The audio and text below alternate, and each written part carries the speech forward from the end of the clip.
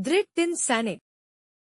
नमस्ते बच्चों, हम फिर से सोने से पहले कहानियां सुनाना शुरू करने वाले हैं। यह कहानी एक खास टिन सैनिक के बारे में है, जो पिघले हुए टिन से बना एक खिलौना सैनिक है। अंदाजा लगाइए, यह छोटा टिन सैनिक है। आप किन अद्भुत रोमांचों का सामना करेंगे? आइए मिलकर कहानी सुनें।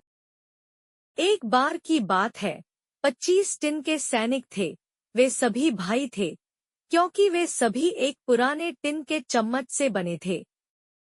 वे अपने कंधों पर माउजर राइफलें लटकाए हुए थे और सीधे सामने की ओर देख रहे थे। उनकी वर्दी आधी लाल और आधी नीली है, बहुत सुंदर। वे एक बक्से में रहे। एक दिन बक्से का ढक्कन खोला गया और उन्होंने दुनिया के पहले शब्द सुने। यह टिन का सैनिक है। यह वाक्य एक छोटे बच्चे ने ताली बजाकर बोला था। आज उसका जन्मदिन है और ये टिन सैनिक उसे मिले उपहारों में से एक है। अब उसने टिन के सैनिकों को मेज पर रख दिया। हर सैनिक बिल्कुल एक जैसा था, बस एक मामूली अंतर था। उसके पैर का एक टुकड़ा गायब था, क्योंकि उसे आखिरी में डाला गया था और पर्याप्त टिन नहीं था। लेकिन वह अभी भी दूसरों की तरह मजबूती से खड़ा था और बाद में वह सबसे अधिक ध्यान देने योग्य है। जिस मेज पर वे खड़े थे, उस पर कई अन्य खिलौने भी थे, लेकिन जिस वस्तु ने सबसे अधिक ध्यान आकर्षित किया, वह कागज से बना एक सुंदर महल था। उन छोटी खिड़कियों से झांककर लोग हॉल के अंदर का नजारा देख सकते हैं। हॉल के सामने कई छोटे पेड़ हैं, जो एक छोटे दर्पण के चारों ओर खड़े हैं। यह छोटा दर्पण एक झील का प्रतिनिधित्व करता है। झील पर कई छोटे छोटे मोम के हंस तैर रहे थे। उनकी परछाई पानी में दिखाई दे रही थी। यह सब सुंदर था, लेकिन सबसे सुंदर वह युवती थी जो महल के खुले दरवाजे पर खड़ी थी। वह भी कागज से बनी थी, लेकिन उसने एक सुंदर कपड़े की पोशाक पहन रखी थी। उसके कंधों से एक छोटा नीला रिबन लटक रहा था, जो पगड़ी की तरह था, और उसके बीच में एक चमकता हुआ आभूषण था, जो लगभग उसके पूरे चेहरे जितना बड़ा था। महिला ने अपने हाथ फैलाए, क्योंकि वह एक नृत्य कलाकार है। उसका एक पैर इतना ऊपर उठा हुआ था कि टिन का सिपाही उसे मुश्किल से देख पा रहा था। इसलिए उसने कल्पना की कि उस महिला का भी एक ही पैर है, जैसे उसका भी है। वह मेरी पत्नी होगी, एक पैर वाले टिन सैनिक ने सोचा, लेकिन वह बहुत शानदार है। वह एक महल में रहती है, जबकि मेरे पास केवल एक बक्सा है और हम 25 लोग एक साथ भीड़ में रहते हैं। मुझे डर है कि यह सब कैसे हो सकता है। उसे मेरे साथ रहने की आदत नहीं होगी, लेकिन मैं उसे जान सकता हूँ। इसलिए वह मेज पर रखी एक सूंघने की डिब्बी के पीछे पीठ के बल लेट गया। इस कोण से वह उस सुंदर युवती को देख सकता था। वह पूरे समय एक पैर पर खड़ी थी और उसका संतुलन बिल्कुल भी खराब नहीं हुआ था। जब रात हुई, तो अन्य टिन सैनिक वापस बक्से में चले गए और घर में सभी लोग सोने चले गए। इसके बाद गुड़ियां सक्रिय हो जाती हैं। वे एक दूसरे से मिलने जाती हैं, युद्ध शुरू कर देती हैं या नृत्य करती हैं। टिन के सैनिक भी अपने बक्सों में झगड़ रहे थे, क्योंकि वे बाहर आकर मौजमस्ती में शामिल होना चाहते थे, लेकिन ढक्कन नहीं खोल पा रहे थे। नटक्रैकर कलाबाजी करने लगा और स्लेट पेंसिल स्लेट पर उछलकर चीखने लगी। ऐसा लग रहा था जैसे शैतान दुनिया में आ गया है और उसने सोने की चिड़िया को भी जगा दिया है। वह भी चर्चा करने लगी और उन्होंने जो बोला वह कविता थी। इस समय केवल 2 लोग अपने मूल स्थान से नहीं हिले। एक टिन का सिपाही था और दूसरा छोटा नर्तक था। वह अपनी बाहें फैलाए हुए पंजों पर खड़ी थी। टिन का सिपाही भी एक पैर पर स्थिर खड़ा था और उसकी आंखें उस पर से हटती ही नहीं थी। अचानक घड़ी ने 12 बजाए और फिर धमाके के साथ सूंघने की बोतल का ढक्कन खुल गया। लेकिन उसमें कोई सूंघने वाली चीज नहीं थी, बल्कि एक छोटा सा काला भूत था। सूंघने वाली बोतल एक छद्म रूप में निकली। टिन सोल्जर, भूत ने कहा, कृपया अपनी आंखें खुली रखें। लेकिन टिन सैनिक ने ऐसा नाटक किया जैसे उसने सुना ही नहीं। ठीक है, कल देखेंगे, भूत ने कहा। अगली सुबह सभी बच्चे उठ गए। उन्होंने टिन के सैनिक को खिड़की के पास रख दिया। मुझे नहीं पता कि यह भूत का डर था या ठंडी हवा का झोंका था जिससे खिड़की अचानक खुल गई। टिन का सिपाही तीसरी मंजिल से सिर के बल जमीन पर गिरा। यह कितनी भयानक गिरावट थी। उसके पैर सीधे हो गए थे और वह अपने हेलमेट में उल्टा खड़ा था। उसकी संगीन सड़क के फर्श के पत्थरों के बीच की दरारों में धंसी हुई थी। नर्स और बच्चा तुरंत उसे ढूंढने के लिए नीचे आए। यद्यपि वे लगभग उसके शरीर पर पैर रखने ही वाले थे, फिर भी वे उसे नहीं ढूंढ पाए। यदि टिन का सिपाही चिल्लाकर कहता, मैं यहाँ हूँ, तो वे उसे देख पाते।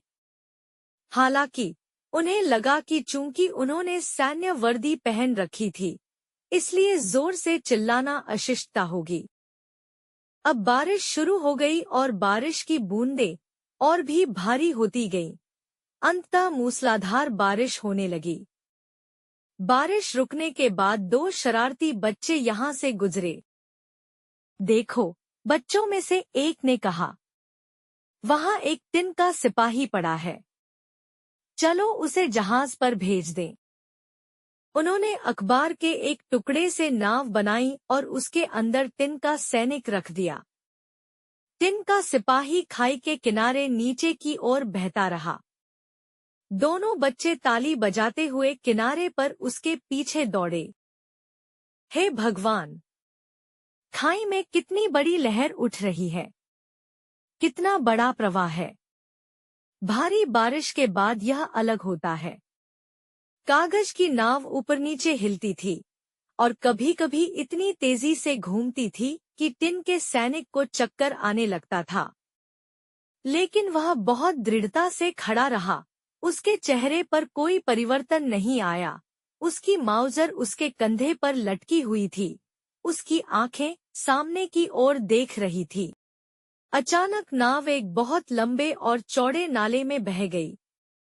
चारों ओर घोर अंधकार था, मानो वह अपने बक्से में वापस आ गया हो। मैं देखना चाहता हूँ कि यह कहाँ बहेगा, उसने सोचा। हाँ, हाँ, यह वही भूत है जो परेशानी पैदा कर रहा है। यदि वह महिला नाव में होती, तो मुझे कोई आपत्ति नहीं होती यदि वहाँ दोगुना अंधेरा होता। इसी समय नाली में रहने वाला एक बड़ा चूहा आया। क्या तुम्हारे पास है? चूहे ने पूछा।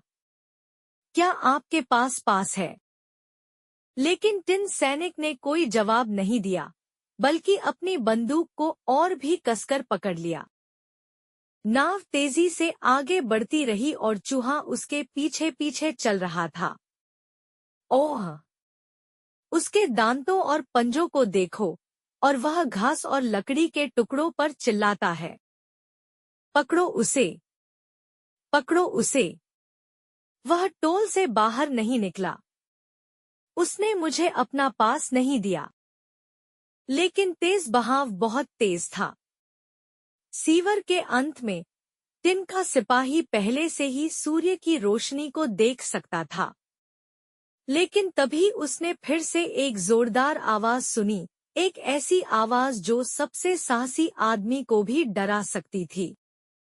इसके बारे में सोचें, जहां सीवर समाप्त होता है, वहां से पानी एक चौड़ी नहर में बहता है।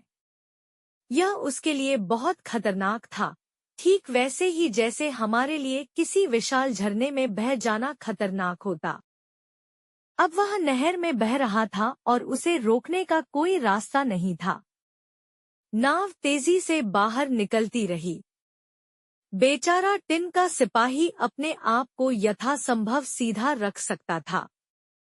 कोई भी यह नहीं कह सकता था कि उसने कभी पलकें झपकाईं। नाव 3-4 बार घूमी और उसके अंदर का पानी नाव के किनारे तक भर गया और नाव डूबने ही वाली थी। टिन का सिपाही सीधा खड़ा था। उसका पूरा शरीर पानी में डूबा हुआ था, केवल उसका सिर बाहर निकला हुआ था। नाव धीरे धीरे डूब रही थी और कागज धीरे धीरे ढीला पड़ रहा था। पानी अब सैनिक के सिर तक आ गया था। वह उस खूबसूरत दुबली पतली नर्तकी के बारे में सोचने से खुद को रोक नहीं सका, जिसे वह फिर कभी नहीं देख पाएगा। तभी टिन सैनिक के कानों में ये शब्द गूंजे, आगे बढ़ो, आगे बढ़ो, हे योद्धा, तुम्हारा एकमात्र रास्ता मृत्यु है। अब कागज की नाव टूट चुकी थी और टिन का सिपाही पानी की तह में डूब चुका था। हालांकि इसी समय एक बड़ी मछली ने अचानक उसे निगल लिया। आह, वहां कितना अंधेरा था! सीवर से भी बदतर, और जगह कितनी तंग थी। लेकिन टिन का सिपाही दृढ़ निश्चयी था। यहाँ तक कि जब वह पीठ के बल लेटा था तब भी उसने अपनी माउजर को अपनी छाती से कसकर पकड़ रखा था। मछली इधर-उधर भागने लगी और कई भयानक हरकतें करने लगी। फिर अचानक शांति हो गई। तभी बिजली जैसी एक चमक उसके शरीर में कौंधी। सूरज चमक रहा था और तभी किसी ने चिल्लाया, टिन सोल्जर! मछली को पकड़कर बाजार में बेच दिया गया था और उसे रसोई घर में लाया गया, जहां नौकरानी ने एक बड़े चाकू से उसे काटा। उसने 2 उंगलियों से टिन के सैनिक को कमर से पकड़ा और उसे लिविंग रूम में ले आई, जहां हर कोई इस अद्भुत आदमी को देख सकता था जिसने एक मछली के पेट में यात्रा की थी। लेकिन टिन के सिपाही ने गर्व का कोई लक्षण नहीं दिखाया। उन्होंने उसे मेज पर रख दिया। दुनिया में बहुत सारी अविश्वसनीय चीजें हैं। टिन का सिपाही फिर से अपने पुराने कमरे में आ गया। उसने पुराने बच्चों को देखा, मेज पर पुराने खिलौने और सुंदर महल और वह प्यारा 500 खूबसूरत नर्तकी।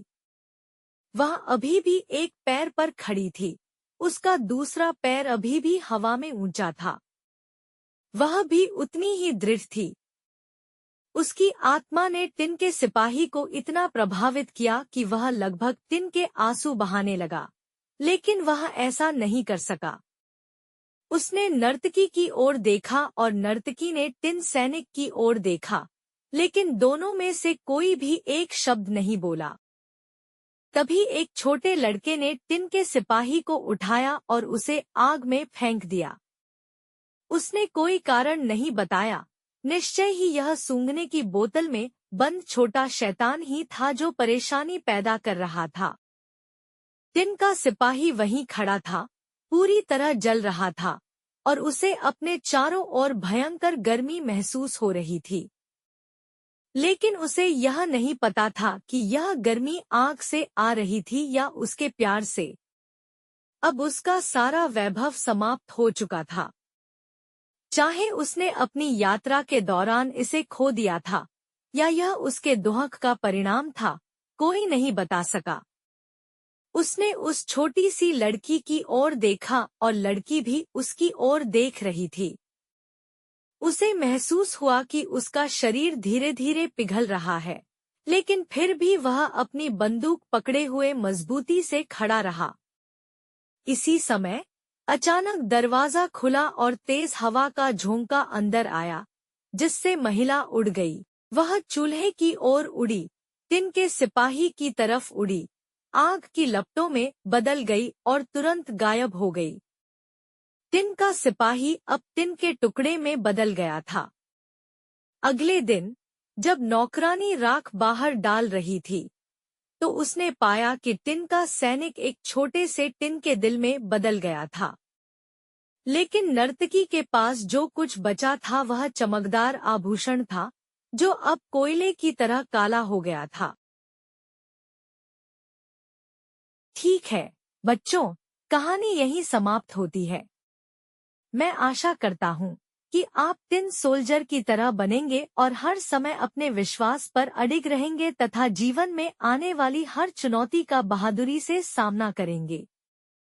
आज रात एक मधुर स्वप्न देखें और कल सुबह भी ऊर्जा से भरपूर उठें। शुभ रात्रि।